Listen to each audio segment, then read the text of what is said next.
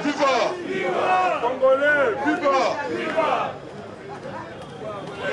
Polémici, viva! Polémici, viva! IDPS, viva! Congolais, viva!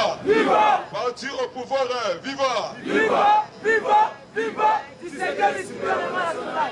Félix président de la République. Bonjour à tous. Fatih Béton, Fatih la lumière, Fatih la sagesse, Fatih aigle de l'Afrique. Osimbi Fatih, Osimbi peuple congolais. Joseph Kanambe Kazembe, Binaki Biko, Bikoki. Alors, il a vu le bolé, l'issue mais misu. Donc, misu, il y a misu. Papa Kengo Wandondo, sous-commission. Papa Kengo Wandondo, Ayebisi Kanambe Kazembe Boye, Alobif Mutuwana, comment on est mate, Azali Yanke plus que Yanke, Azali plus que Papa Naye Etienne Wamuluma. Yone au décevoir, chef de l'État. Est-ce que Oyebi la tempête? Non, la tempête. Parce que la tempête arrive bientôt. 53e Conseil des ministres. Oye Salamaki na cité Oya. Na commune Yanga. Fatih Béton a sa l'espionnage. A Botoli Kaname Koko Tonsonnel. Papa Béton Moulolo Marabe Fidéo. Président Félix a instruit Premier ministre, il y a FCCT, il y a PPRDT, il y a Moka. Mais dans la plateforme, il y a Mouyibi, FCC, PPRD. Dédé a instruit ministre la relation avec les parlements. Alors, dans 48 heures, va organiser cérémonie. Il y a prestation de serment. Chanine Mabunda Ayate, Mwamba Ayate, rien n'est décharge. Mais la sanction est là. Parce que pour qu'il y ait général auprès de la cour constitutionnelle, Kokesha Bilobo, parce que Kokesha Bilobo est allé à Chilouba. Donc, ils l'ont même au Bali. Ayako Souk Sako Nyata, Kanambe Kazembe, mais Rouberwa. Ozalaki mapeka likolo. IDPS viva. Yamana komuna e Kokesha Bilobo. Pour votre information, premier président cour de cassation. Alobi na Chanini Mabunda et Mwamba Alexis. 48 heures et ça mardi lobby. Va organiser urgent rapide cérémonie. Il y a qu'au prêter serment à un nouveau juge pour constitutionnel. Ceux qui va y être opération Moukouaka. IDPS viva. Mercredi, et ça le 21. Parce que 2021, Fatih nouveau président. Il y a Union africaine. C'est quoi le 21 mercredi IDPS viva. Dans double brassard. Président Congo, na président Afrique. Congo il Fatih Meli pour raison. Le 21 octobre, il y a une cérémonie. Il y a prestation de serment. Wana siko ba juge ba oleka liboso mukonzi ya mboka. Ba pesi bino mu Congo. Ba bandi koloba, je jure devant Dieu, devant la nation. Nako kanga Rouberwa et Kanambe Kazembe. Wa siko mukonzi ya mboka. Merci beaucoup. IDPS viva. Wana mukonzi ya mboka lobi, je prends acte. Azu marteau abeti, apesi yango ba juge. Siko kisalu meba IDPS viva. Et loko oyo ezobangisa Kanambe pourquoi? Parce que Kanambe est désigné pour balkaniser notre pays. Mais Fatih Béton a ouelé le Congo. N'a pas diable de Tasmania. Au basu Congo 20 ans pour 20 ans. Mais dans le Fatih Congo est commun à beaucoup. Il y a peuple Congo, Congolais. C'est comme James Kabarebe, Noko ya Kabila. chef d'état-major awa na Congo l'époque ya Musée, chef d'état-major na kati ya Rwanda. Asala ki message de Kanambe asala autre trahison. Asali déclaration moko vendredi na Kigali. Alobi Azaya Surube wa makambo sai na minembo simbite. Bino tu ozakuna. Boko vanda ni na RDC ni na Rwanda. Boko telengana lokola mupepe ya Kaina. Donc comme bébé on appelle à Rwanda bakoti à des autres. Vital Kamerhe Louaka Ningile ni king. Pièce contre pièce. Appliquer crise moko intellectuelle. Il est festival. Vital Kamerhe samedi à 14h30. Appliquer crise moko intellectuelle. Kamerhe alinga terre ça la 20 ans de prison. Oh makambu yoko évacuer Kamerhe libanda eza terre. Awa père Fusali na minga. Parce que papa a dit qu'à peine à ça la 20 ans. Na kati ya makala mais jamais asenga évacuation. Papa na biso. Toi mindongala asenga te.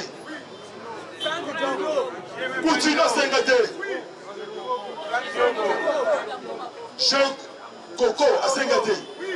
Mais Kanambe Kazemberembe avec Kamerhe complicité pour tuer chef de l'État.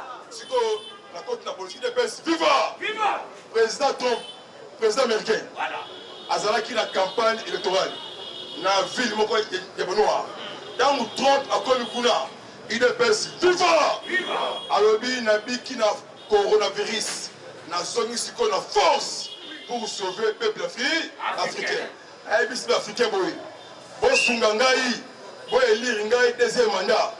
Bino africain, vous allez originaire, il y a Afrique.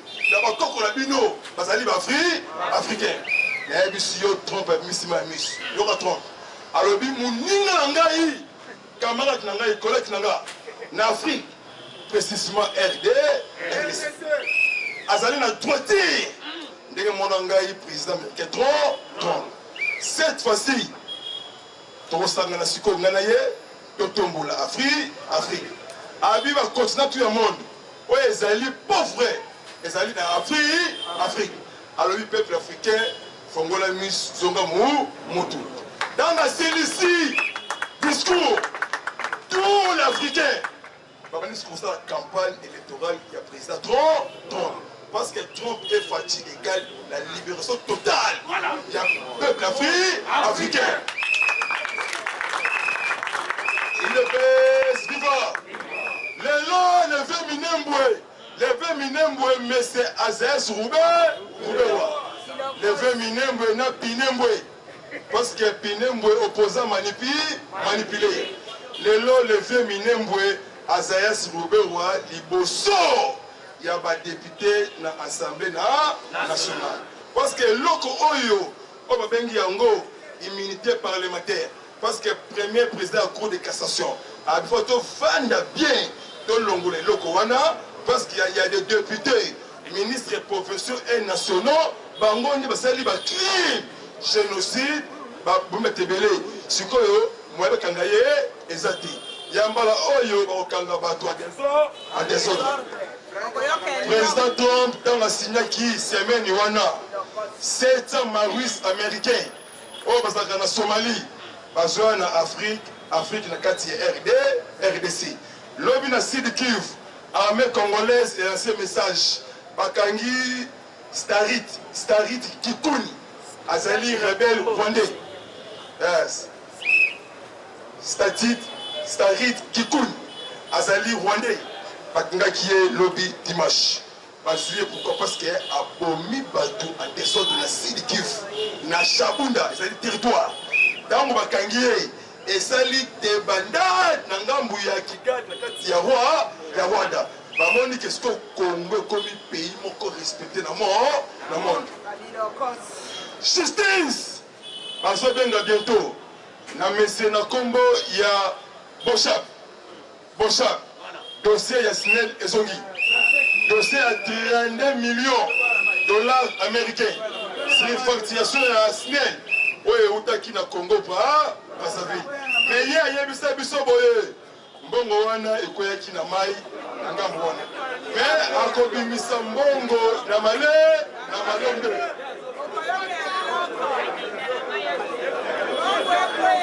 Il est vivant.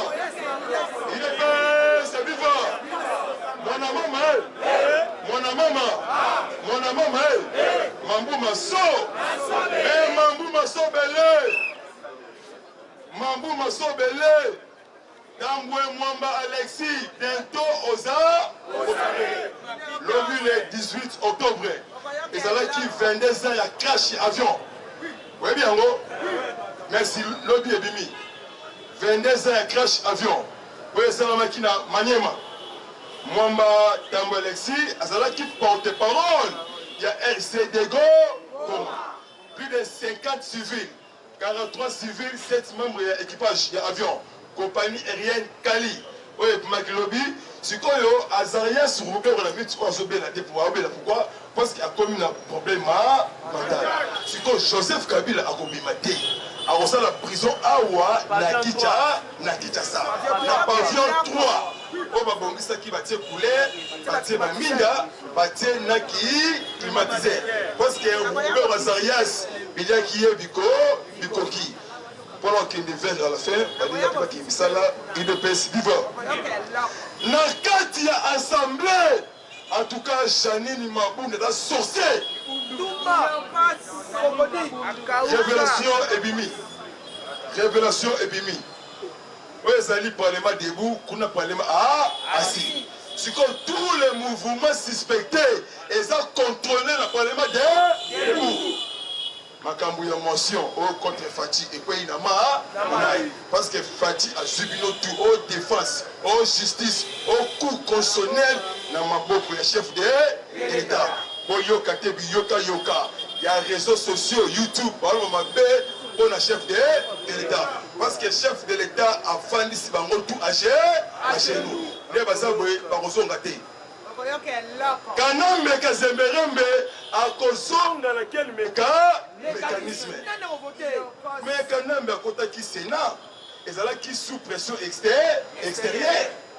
Allah dit là oh va sénateur, ben lobby mais ici il faut écrire en vie, ici en vie. Avant de dire ma bébé et bébé. Mais il faut écrire ici en vie. Parce que papa on cause en vie, mais justice fait son travail. Congolais, pas qu'on saute. Soutenez le chef de l'État. Faites ça pas de confiance. Pays il va changer. On a vu les opposants manipulés pour détruire notre nation. Faut sauver le Congo. Yoka, Mboka il va changer. Pour la construire ça. Les messieurs appelés Mwanga Tutu. Oui, mais ça, il y a un monde à Kabila, parce qu'il y a Kandamoko. Parce que c'est plus que Lucifer. À ça, danger pour le RDC. Comment que, bon, il y a Oche Frère. Fait qu'il y a des foot militaires étrangers, Salamawa, Wapi. Et mon autre, tout ça, on a si, même dans le monde de Salamata. Merci, Ndeko. Il est prince vivant. Les messieurs appelés Mwanga Tutu. Azali Rwandais 100%. Azali Bradouin. Il y a Paul Kagame. Paul Kagame. Azali qui est ex-gouverneur de Goma. Abandonné que exploité sont minéraux de ça à 5 km de Goma. Comme on a eu Mwanga Tutu. Azali député. Nakati assemblée. Awa. Mais tourner Nanga. Parce que faut Nanga a passé la Chine. Moitié. Oyekoya. Mobilisez-vous encore. Et prenez-vous en charge. Koutoua. Et le bâtard restaurant. Pour l'angaï. Américain va soya. Maintenant nous sommes au niveau. Parce que ma kambu oyo. Et c'est là qui puisse mon corps. Nous allons l'aider devant pour mettre fin pour le problème de tuerie, le problème de massacre. Avant c'est comme il y a Mwanga Tutu. Est-ce que c'est ça tout? Ambassadrice auprès de l'Union africaine. Il y a des Américains. À ce moment-là, moi aussi, comme on a eu Jessica La Peine. La peine, il y a déjà. Dans la peine, à tout le Fati. Alors, le président Félix, n'a qu'à féliciter à sa qualité. Il y a président, nouveau futur président de l'Union africaine. Mais au lieu qu'ils ont dirigé 54 États, il y a Afrique. Donc, à partir, oui, ils sont tali fatigue, charisme. Ah oui, oui, bon, Pessabiso plat dans l'action. On va dire Afrique. Fati, on a 2 points. Mais c'est mec, Amer, Otobengi, Nzita. Mwana matete. Yoka, Amer. On dit que Amer, ça sort, moi, ça sort. Amer, habillé, aïe bébélé. On dit que Yoka dans Mwana. Mais Makambo, aussi en Gouad. Oyebi, Dengeni. Mwana encore, Yazali Ko. Incarnation. Il y a papa Etienne. Et pas Fati Béton. Il y a un Bengi Fati la lumière. Kemonaya. Il de pèse vivant. La céleste, il y a Mwenga Chuchu. Ambassadrice, on a pèse Fati Mukanda Kei. États-Unis, Basangani, États-Unis, Grande-Bretagne. Na Allemagne. Belgique. Bientôt, Balbi, semaine Oyo. Les alliés, semaine Moko, très politique. Parce que la tempête politique arrive cette semaine. Ceux qui kaka au moni kaka va prêter serment mercredi. Je vous assure, vous devez les battre. Vous devez fortifier bino, vous devez armer bino moralement. Pour le monde pour faire sa confiance dans la partie béton, c'est là Congolais à solo. Pour yoka faire sa confiance dans le président IDPS. Jamais. Parce que maître Niger a fait ce moment les sons. Pour soutenir Bakisma Kabouya, Trésor, Batutu, Nabisomoko, pour la restructuration IDPS. Viva! Mwenga Tutu, à sa député dans l'Assemblée nationale. Ah ouais, la parlement sa député. Azali rebelle. Bazowele la sikoyo bamona Claude Nyamukabo. Bazowele la koso tournante. Il y a Tout Power. Comité wana. Tout Power Wandé. Alors la Kinshasa. Siko Mwanga Tutu aza rebelle. Abomi peuple congolais belé na Sud Kivu, Nord Kivu na Goma. Siko bientôt. Dans la dissolution d'Okimate. Parce que Brazzaville, côté tout frontière, ils allaient bloquer. Pour la ressource qui ça, Banyamulenge, Bango Moko Baseli Babima, RDC. Bamonique Baseli Mabébé, il y a RDC. Parce que la frontière, Rwanda, Ouganda, Tondi Wana est belé. Parce que la tempête, c'est comme jeudi, vendredi, samedi. Ah! Nicolo, pour les alliés pour le moment symbolique. Merci vraiment, lobby 4410.